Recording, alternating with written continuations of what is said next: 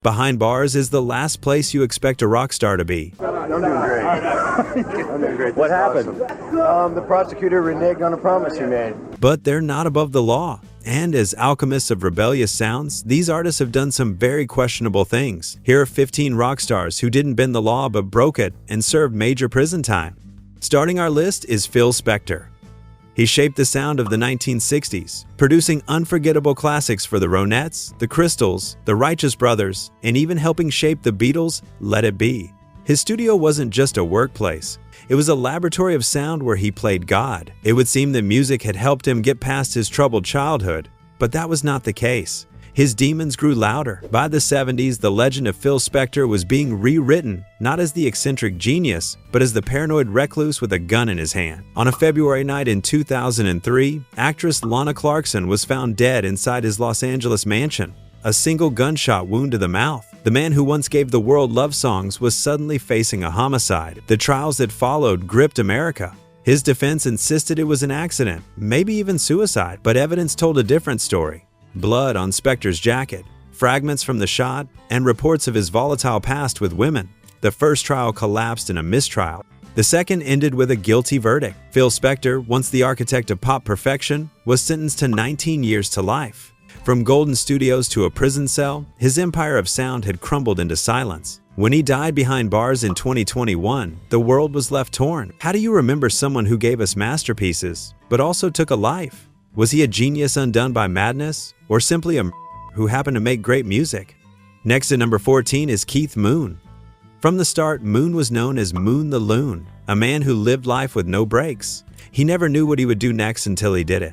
When he joined The Who in 1964, it was after an impromptu audition at a pub, and spontaneous behavior was an element of his craftsmanship. He played at high energies and fast tempos, but he didn't stop at just playing drums. He released a studio album in 1975 titled Two Sides of the Moon, where he had other drummers on it while he took over vocals. But his chaotic tendencies led him to create in other ways, not just musically. In 1975, following a concert in Houston, Moon was arrested for disorderly conduct and reportedly spent a night in jail. In August 1967, when he celebrated his 21st birthday while he was just being a few months older than 20, Moon allegedly trashed a hotel room, set off fire extinguishers, and drove a Lincoln Continental into a swimming pool.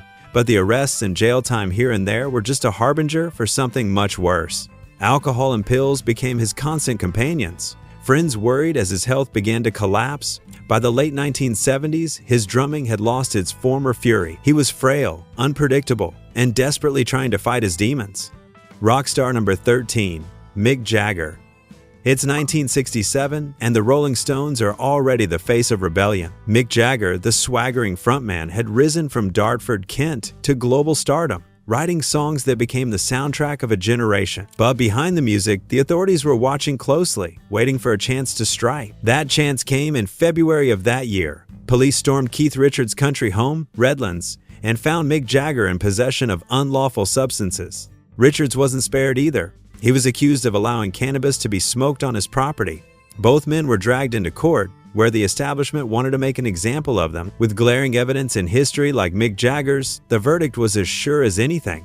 Jagger was sentenced to 3 months in prison, while Richards was handed 1 full year. But there was still something that haunted Jagger more than going to jail, and that was his new image as a substance-abusing rock star who did time behind bars. The stress and scrutiny were real. He had to live with constant surveillance, hostile press, and the risk of losing it all in a single court decision. But this was his resolve. He was already a rock star, and he worked so hard to achieve this. And he wasn't about to let a prison sentence make him stop living his dream. At number 12, we have David Bowie. By the mid-1970s, he was not just a rock star, he was a living work of art. From Ziggy Stardust to the Thin White Duke, Bowie reinvented himself so many times that fans never knew who he would be next. But in March of 1976, Bowie's creativity collided with the law in a moment that almost changed everything. After a show in Rochester, New York, Bowie threw an after-party at his hotel suite at the Americana Rochester Hotel in New York. What he didn't know was that 2 of the women who showed up were actually undercover narcotics officers. Within hours, police stormed the room and arrested Bowie, his close friend Iggy Pop, his bodyguard Dwayne Vaughns, and a young local woman, Chiwa So. The charge? Possession of nearly half a pound of pot. The problem with this whole situation was the fact that this was all happening in New York. State jurisdiction has this crime as a Class C felony. And what this meant was that David Bowie faced the possibility of 15 years behind bars. Some artists don't even have a career that lasts a decade long. To David Bowie as an artist, this was as good as saying bye-bye to his career. When the case went to court, Bowie and his co-defendants pleaded not guilty. Eventually, the charges were reduced from a felony to a misdemeanor, and the grand jury declined to indict him. The only time he had the four walls of a prison cell around him was during his arrest as he waited for bail. But those few hours felt longer than they really were. Number 11. Arthur Lee. Arthur Lee was one of the most brilliant yet most troubled figures in the history of rock music. As the frontman of the Los Angeles band Love, he created Forever Changes in 1967, an album that critics still rank among the greatest records of all time. By the 1990s, Lee's career had stalled, and his personal life was in ruins. In 1995, he was arrested for breaking into an ex-girlfriend's apartment and attempting to set it on fire. Just 1 year later, during an argument with a neighbor, Lee was accused of firing a gun into the air. He denied it, but under California's strict three-strikes law, his prior convictions meant the consequences were brutal. In 1996, Arthur Lee was sentenced to more than a decade behind bars. He would serve 5.5 years in prison before being released in 2001. Those years locked away were devastating. His career momentum was destroyed, and his reputation sank even further. After his release, Lee returned to the stage with a new band, performing Forever Changes in its entirety, sometimes with full orchestras. Crowds who once thought he was finished were stunned by the power of his voice and the intensity of his presence. For a brief time, Arthur Lee was reborn. Now we're in the last 10, and we have Paul McCartney. He's one of the more interesting cases in this video because this is a man who literally had the world at his feet at one point in time of his career, but how he landed in jail is just as interesting as the thought of it. It all started when McCartney and his band Wings landed in Tokyo for a series of concerts. But before the music could even begin, customs officers discovered half a pound of tucked away in Paul's luggage. To the Japanese authorities, this wasn't just a minor offense, it was a bombshell. Possession of in Japan is treated with extreme severity, and here was one of the world's most recognizable faces, caught red-handed. McCartney was arrested immediately and spent 9 long days in a Japanese jail, staring at the possibility of 7 years of hard labor. For a man used to sold-out arenas and luxurious studios, the concrete walls of a Tokyo cell were a crushing contrast. Fellow inmates reportedly treated him with awe. Some even asked him to sing, but McCartney later admitted it was one of the darkest moments of his life. Wings' entire Japanese tour was scrapped overnight, costing the band millions. The arrest also shattered their momentum. Many fans and critics saw it as the beginning of the end for Wings, who quietly disbanded not long after. Number 9. Keith Richards.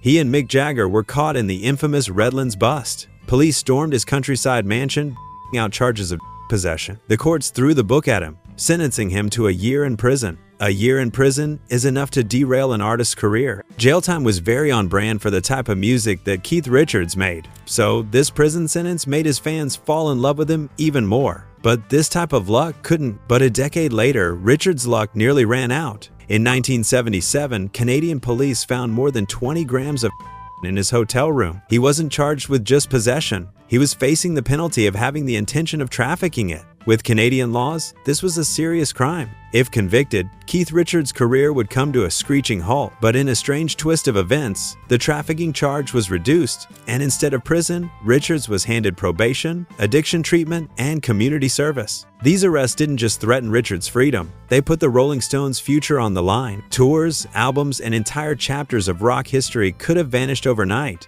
but Richards survived. He went on to record Some Girls and tour the world. Rockstar number 8. Jim Gordon. He played on Pet Sounds with the Beach Boys, backed George Harrison on All Things Must Pass, laid down grooves for Steely Dan and Traffic, and co-wrote the haunting piano coda that closes Eric Clapton's masterpiece Layla. From the outside, it looked like a dream career, but inside, Gordon was collapsing. He was hearing voices, suffering from insomnia, and lashing out at those closest to him. His girlfriend Rita Coolidge recalled him turning violent without warning. His mental health was deteriorating fast, but the industry kept booking him. until the music stopped in the most tragic way possible. In June of 1983, Gordon brutally killed his own mother, claiming later that voices in his head had forced him to do it. The world was stunned. The courts acknowledged his schizophrenia, but California law at the time barred him from pleading insanity. In 1984, Gordon was convicted of second-degree murder and sentenced to 16 years to life in prison, and that's where he stayed. Year after year, parole boards reviewed his case, but Gordon either refused to attend hearings or was denied release. He remained incarcerated until he died in 2023 at the age of 77. The seventh rock star is Tommy Lee. He gave Motley Crue more than just a drum beat. He was their heartbeat, but for circumstances created by him, it ceased. In 1998, Lee's world came crashing down. After a heated altercation with his then wife, Pamela Anderson, he was arrested and later sentenced to 6 months in jail for spousal abuse. For a man used to stadium lights and screaming fans, being confined to a cell was a brutal shock. And it didn't stop there. Jail stripped Tommy of his freedom, his family life fractured, and his reputation took a dark and damaging hit. Pamela filed for divorce while he was behind bars. The fallout was devastating. Rockstar number 6, Scott Weiland. He was the frontman of Stone Temple Pilots before he joined Velvet Revolver. In the 90s, he stood shoulder to shoulder with legends, selling millions of records and setting stages on fire with his flamboyant energy and raw charisma. But while his music climbed the charts, his life was unraveling behind the scenes. In 1995, Weiland was busted for crack and heroin possession, landing him on probation. It was the beginning of a cycle that would haunt him for the rest of his career. By 1999, after repeatedly violating probation, Weiland found himself behind bars, serving 5 months in jail. Imagine it, one of the biggest rock stars of the decade sitting in a cell, his talent overshadowed by his demons. The story didn't stop there. In 2003, another possession case earned him 3 years probation, and in 2007, after crashing his car while driving under the influence, Weiland was arrested again. By 2008, he was sentenced to 8 days in Los Angeles County Jail, along with an 18-month education program. For fans, the headlines became almost predictable. A new album release followed by another arrest. These arrests weren't just legal setbacks. They derailed tours, fractured his bands, and eroded trust with his bandmates. Velvet Revolver cut ties with him in 2008, citing his erratic behavior. Even Stone Temple Pilots eventually ousted him, despite multiple reunions. To the outside world, it looked like Weiland was sabotaging his own success. By the time of his death in 2015 from an accidental overdose, Weiland's life had become a cautionary tale. He was only 48. Coming in at number 5 is John Bonham, better known as Bonzo. His ferocious drumming style redefined rock music, creating a sound so powerful that even decades later, no one has truly matched it. During Zeppelin's 1977 U.S. tour at the Oakland Coliseum, after a minor backstage dispute, Bonham, along with members of the band's entourage, brutally assaulted a security guard. The beating was so severe that it led to arrests, including Bonham himself. He faced charges of assault, casting a dark shadow over the band's image at the height of their fame. Though Bonham avoided a serious jail sentence, the fallout was enormous. The incident became symbolic of Zeppelin's dangerous lifestyle, wealth, power, and complete lack of control. Bonham's arrests and constant run-ins with authority painted him not only as a musical genius, but also as a man teetering on the edge of destruction. The aftermath of these clashes with the law was profound. Bonham's reputation became that of a rock star both feared and admired. His drinking only worsened, and while it gave him a wild, untamed energy on stage, it also ate away at his health and stability off it.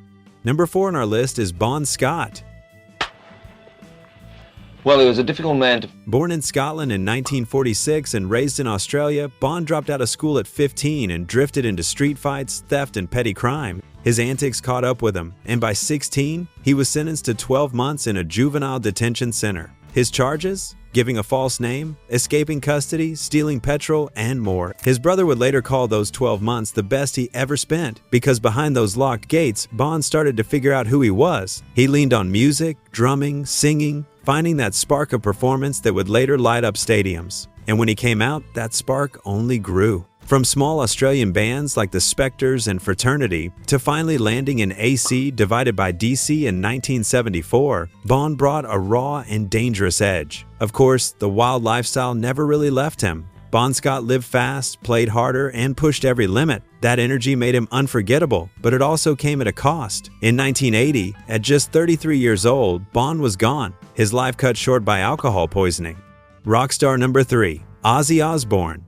Long before the fame, a teenage Ozzy in Birmingham was headed down the wrong path. At 17, he was arrested for burglary after trying to steal clothes and a television. He could not even carry the set out of the store. The judge gave him 3 months in prison, and Ozzy spent 6 weeks behind bars at Winson Green. But even as music saved him, trouble followed. In February of 1982, in San Antonio, Texas, a drunk Ozzy, dressed in his girlfriend Sharon's dress, urinated on the Alamo Cenotaph, a sacred war memorial. He was arrested, fined, and banned from the city for 10 years. 2 years later, in Memphis, Tennessee, Ozzy was once again behind bars, this time for public intoxication. It was only a misdemeanor, but it reinforced his growing reputation as a man out of control. And then came perhaps the darkest moment of all. In 1989, after returning from the Moscow Music Peace Festival, an intoxicated Ozzy allegedly tried to strangle Sharon, his wife and manager. He lunged on me and, got me down to the floor and started strangling me. He was arrested and spent a short time in custody, but instead of prison, the court ordered him into rehabilitation. Number 2, Axl Rose. In July of 1991, during a concert in St. Louis, Axl jumped off the stage after spotting a fan with a camera. That one decision triggered one of the most infamous riots in rock history. Thanks to the lame-ass security, I'm going home. The crowd went berserk, the venue was torn apart, and millions of dollars in damage followed. The law came crashing down on Axl, charging him with assault and property damage. A year later, he was sentenced to 2 years probation and ordered to donate $50,000 to charity. But Axl's run-ins with the law didn't stop there. In 2006, in Stockholm, Sweden, a drunken altercation in a hotel lobby ended with him allegedly biting a security guard's leg and threatening police. He spent a day in jail before admitting guilt, paying hefty fines, and walking free once again. It seemed his fame had earned him the privilege of getting a mere slap on the wrist for crimes a common person would serve years for. And although Axl had always been a troubled individual, he wasn't always this famous sociopath. He did do a lot of crimes as a teenager, which led to him being sent to juvie multiple times. Sadly, it did little to nothing in correcting him, as he stayed on this path till he took his life. At number 1, we have perhaps the most heartbreaking story of a rock star running into the law, Kurt Cobain. Yeah, you can't buy happiness. I mean, that made me happy for a little while. By the early 1990s, Kurt Cobain had become the reluctant voice of a generation. With Nirvana, he transformed the underground grunge scene into a worldwide movement, and songs like Smells Like Teen Spirit turned him into an icon almost overnight. But behind the fame, Cobain's life was marked by pain, addiction, and a few brushes with the law that revealed just how fragile he really was. Kurt's first arrest came long before fame. In May of 1986, as a 19-year-old in Aberdeen, Washington, he was caught spray painting graffiti on a building. The words he scrawled were bizarre, almost nonsensical. Ain't got no how whatchamacallit. For that, he spent a single night in jail. It was the kind of mischief that seemed small at the time, but it was a glimpse into a restless, rebellious spirit that would later fuel Nirvana's raw sound. Years later, in June of 1993, the world saw a very different side of Kurt. Police were called to his home in Seattle after a heated argument with his wife, Courtney Love. The fight escalated, and Cobain was arrested for domestic assault. He spent 3 hours in jail before posting bail. The charge was only a misdemeanor, and prosecutors never pursued a full trial, but the damage was deeper than a legal fight. It showed just how strained his personal life had become, how fame, addiction, and inner turmoil were tearing at the seams. These arrests never led to long prison sentences. They didn't derail Nirvana or cancel tours, but they weighed heavily on Kurt. He was already battling chronic pain, heroin addiction, and depression, and every headline about his arrests only added to the pressure. Cobain once said he never wanted to be a rock star, yet he found himself trapped in the role with no way out. Less than a year after that arrest, on April 5, 1994, Kurt Cobain was gone, dead by suicide at the age of 27. There you have it, 15 rock stars who broke the law and served jail time. Who do you think was harshly judged, and who do you feel deserved what they got? Let us know in the comments section, and don't forget to like this video and subscribe to this channel for more content like this.